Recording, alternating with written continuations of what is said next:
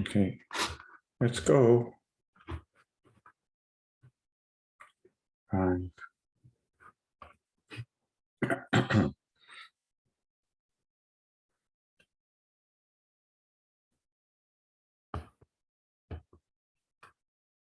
In the midst of a global crisis, with billions of businesses shut down, stands one man who has the skills to save your bills.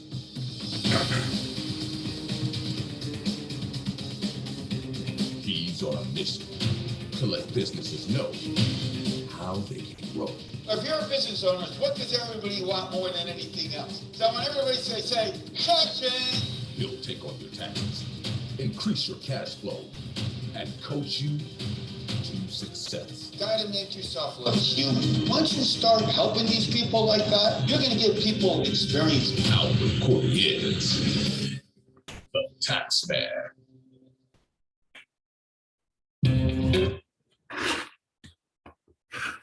Oops, let's see here. Hey, everybody. My name is Albert Corey. For 39 years, I've had my office. This is my 40th year. American businesses only last 10. I've done this four times.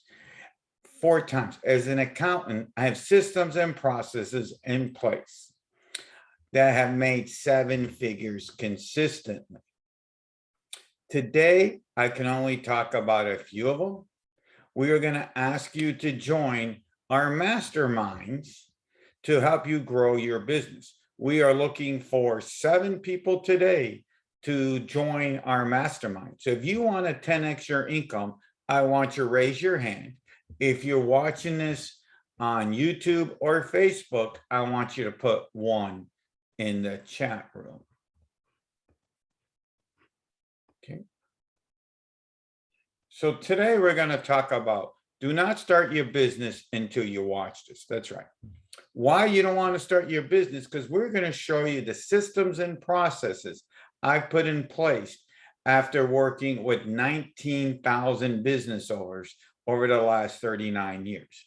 You see, I'm going to show you what they all have in common. We're going to show you what it takes to take your business to the next level, to avoid paying extra time or money, and worse, getting an IRS letter.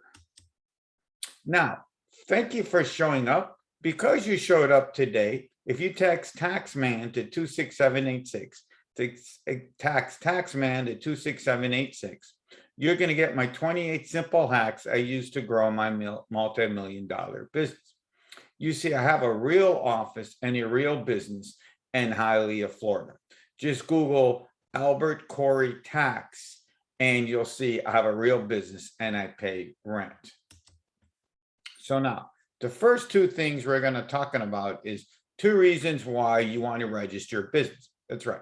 We are not going to talk about why 2 reasons why you're going to have to go on the state Department of Corporation. It doesn't matter what state you're in, whether it's Florida or Alaska or Hawaii, they all do it the same way. You go on the state division of corporations, and you go start to register your company. In future videos in our class, in our master classes, we're going to show you the techniques that you need and the terminology you need to get your business registered.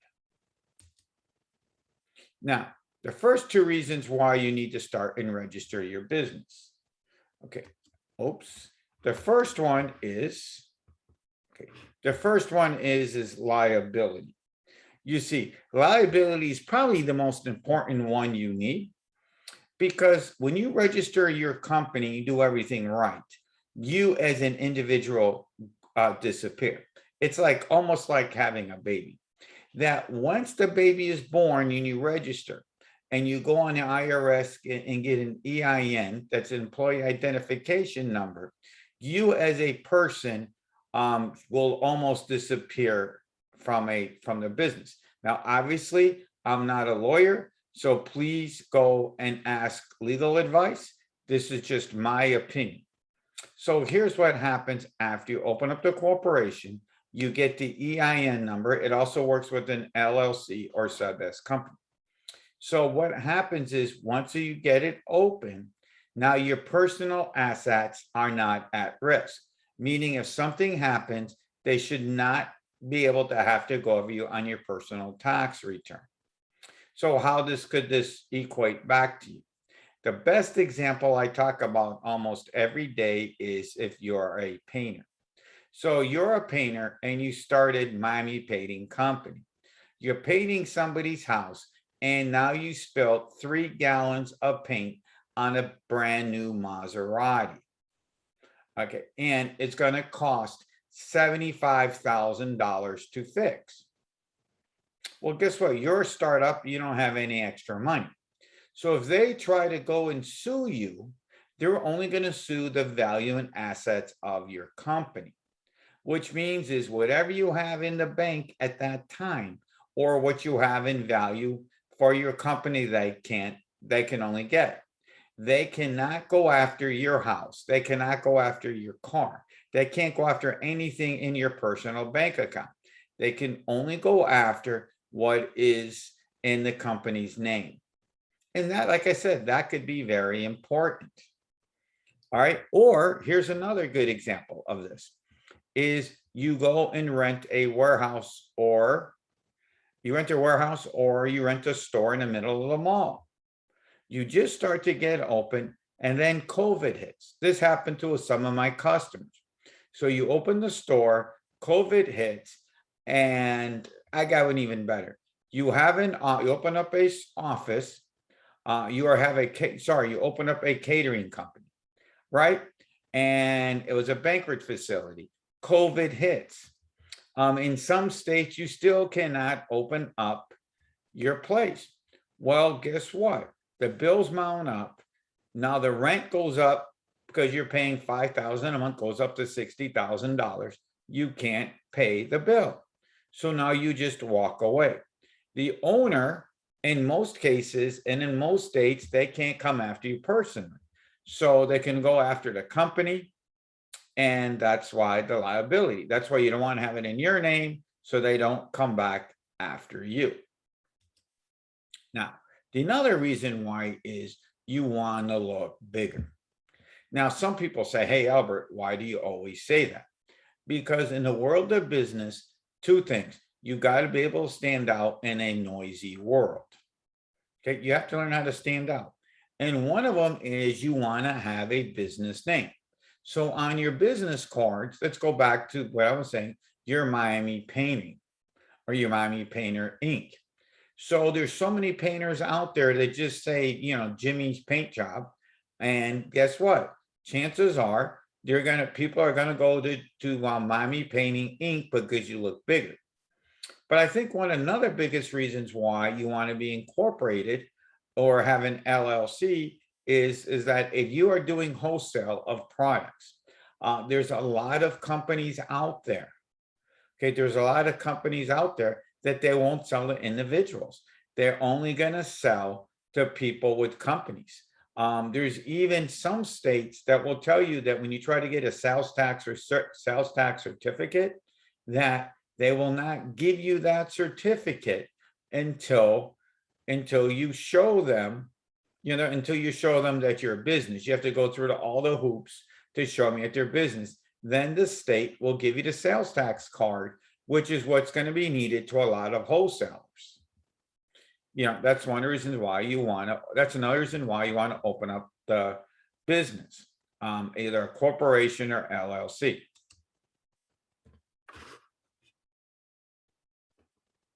So now, because for showing up today, we got some pretty awesome gifts. If you text Taxman to 26786, that's Taxman to 26786, you're going to get my 28 simple hacks I use to grow my multi-million-dollar business. Like I said, I have a real office and a real store in the Miami area, and I've used these almost every day to grow my business. Every day. And if you ever want to get a free consultation, if you text Taxman to 26786, that's Taxman to 26786, you'll be able to get our free consultation. So now, right now, we're going to start to talk about the 4 types of business entities that people use in the US and around the world. So I'm going to explain to you what they are, the good and the bad about them. So now let's start off with the most simplest one you can use. It's called sole proprietor. A sole proprietor is just about anybody can go and start a business. Okay, you just go out and you start to go out and do it. You know, this could be a painter, it could be a mechanic. You could start making baked goods and selling them on the street. It can be almost anything. In fact, most realtors are sole proprietors. You know, if you sell insurance, almost every single kind of business out there is sole proprietor. The good thing is it doesn't cost you anything to get started. You just go out and start to do your business, start making money. But now here's the bad thing. As a sole proprietor, you will not get the elevation if you pay to open up a business like an LLC or a corporation. B, and if something happens, they can come after you and they could start to sue you personally. As you're going to find out later, and as we talked about earlier, when you're a corporation or LLC and done right, there's a good chance they cannot come back after you personally. They can only go after the company. But a sole proprietor, they can come after you directly. Now, the next one we're going to talk about is a DBA or fictitious name. DBA means doing business at. In some states, it's also called a fictitious name. It does the same thing. It sometimes could be a little bit better than being a sole proprietor because you can be a sole person, a sole proprietor, but you're going to have a cool name to your title. Let's go back to a painter, the example we gave earlier. So you could be like, my name is Albert Corey, and I can go and pay and get a DBA and I want to go sell yellow shoes. So now I can go to the state of Florida in your state and fill out the papers, and you can start calling yourself Yellow Shoes on your business cards, on all your information. That's what a DBA or a fictitious name does. But here's the downside. Okay, yes, it's going to be cheaper to open up a corporation or an LLC, but you as a person are responsible for anything happens. As the example I said earlier, that as a DBA or fictitious name, if you spilled paint on the back of, on the top of a Maserati, an $80,000 job, $80,000 repair, they can come after you personally. There's no way out of it. They're going to come after you. So DBA or fictitious name is not that good. I don't use it that often unless somebody wants to change the name, of which case it's sometimes cheaper and easier than having a new business, starting a new business. DBA or fictitious names can also be used with corporations or LLCs. The only time I use them is, here's a great example where I am Corey and Associates Professional Services. That's the name that I registered with the state of Florida. Now I'm starting Taxman Productions. So I could be, I can go out and put all my cards and put Taxman Productions, and my parent company or my dad is Corey and Associates Professional Accounting Services. So I'm going to sound different, so I'm going to look cooler, but my parent company or my dad, as I like to say, will still always be responsible for what I do.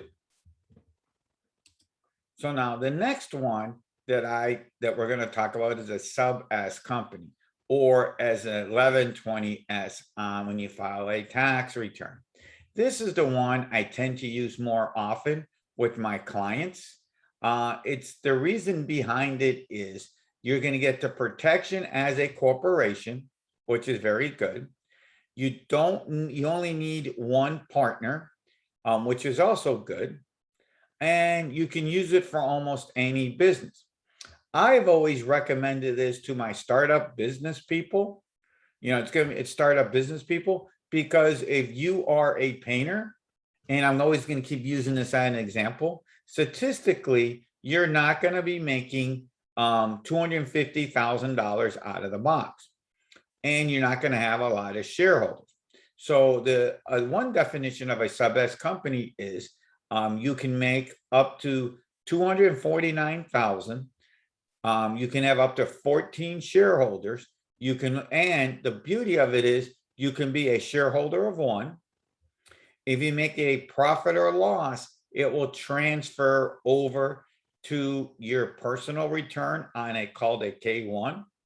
A K1 is similar to if you get interest in the bank, it will roll over directly to your personal tax return. And you're going to pay money on that. You can also, like I said, you can start to take the losses. The downside is you cannot have no foreign investors on a sub S company, and you really can't use it in most areas. If you have real estate investment, well, that's not true. If your real estate investment is over $250,000, then it won't work.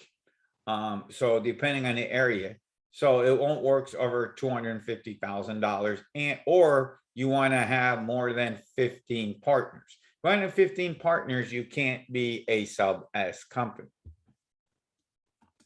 So now the next thing we're going to talk about is an LLC, or a limited liability company.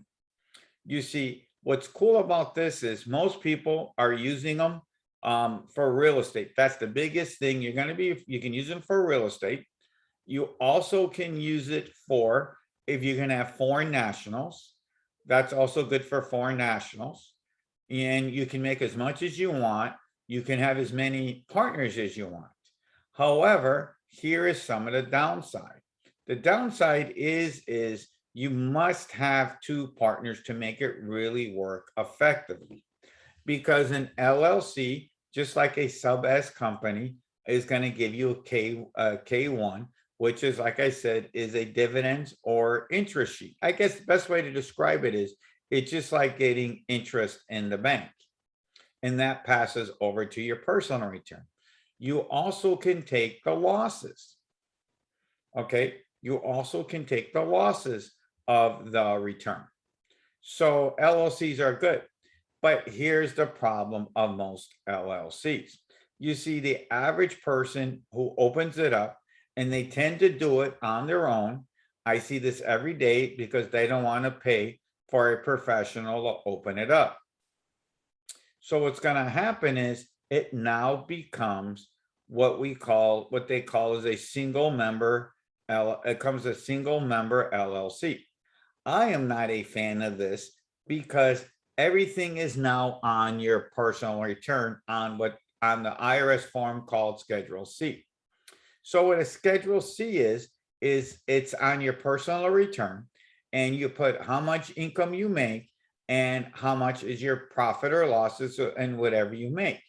You see, the IRS, after doing almost 85,000 returns, I've noticed a trend that they can go out and track anything on a personal return. They really can't track what the K1 is. They can't track the K1, even on the LLCs or sub S companies. They would have to go and audit the parent company, whoever issued the K1. That's never happened in almost 90,000 tax returns. That's never happened. So, so I wouldn't be worried about it. But if not, it goes on a single member, and you open yourself for the IRS to check your return. That's why I'm not a fan of LLCs if you're a single member startup. I tell people that you need to be a sub S company. However, here is one of my little trade secrets that most people don't know about or they don't say this in the blogs and online, that you can now convert this into a sub S company. That's right, where you don't need partners, or you just could be a partner of one. But the trick is you fill out a form called a 2553. If you have any questions or comments on how to do this, this is almost beyond the scope of this presentation. If you go and text Taxman to 26786, that's Taxman to 26786, we'll give you a free consultation and we'll go over exactly how to do the conversion. We do this all the time for people who open them up themselves. So now, the final thing we're going to talk about real quick is corporations. You see, corporations, I'm not a big fan of opening up corporations for my clients for several reasons. Well, the good part of a corporation is, you just can open them up. It's one of the simplest things you do. You just go on your state and you open it up. You really don't have to, you just got to show who the president is, and that's it. Another thing I would like to tell you is when you open up whether you open up a corporation or an LLC or even a sub S, because a sub S is really a corporation that you're going to go send in the 2553 in, which makes it have that special characteristics. So now what the corporation is, I'm not a big fan of it, because if you make a profit, then you're going to pay 25% tax on the money. It doesn't pass through. Also, in most states, when you have a corporation, they're going to charge you more state income tax. You see, they're going to charge you more state income tax. And if you make a loss, then it cannot transfer back. Okay, it can't transfer back. So if you're a startup, okay, and a lot of people are startup and you lose money right away, or you just don't get it out, then, then it's going to cost you a lot of money. So I'm not a big fan of, I'm not a big fan. Well, that's it for today. Like I said, my name is Albert Corey. We've been doing this for this is going on my 40th year, which we lasted 4 times more than most businesses. If you have any questions or comments, if you're watching us on Facebook or YouTube, you could always leave it below. This is also going to be on JDTV. You want to work with us, you just got to go to Taxman to 26786. That's Taxman to 26786. You can also follow us on all social media. That's albertc360.com. That's albertc360.com. If you want to work with us some more, just text Taxman at 26786. That's Taxman at 26786. And we'll set up a free consultation how we can 10x your business. So until we speak again, talk to you soon. In the midst of a global crisis, with billions of businesses shutting down, stands one man who has the skills to save your bills. He's on a mission to let businesses know how they can grow. He'll take on your taxes, increase your cash flow, and coach you to success. Albert Corey is the Taxman. Contact Albert Taxman Corey for a free consultation today.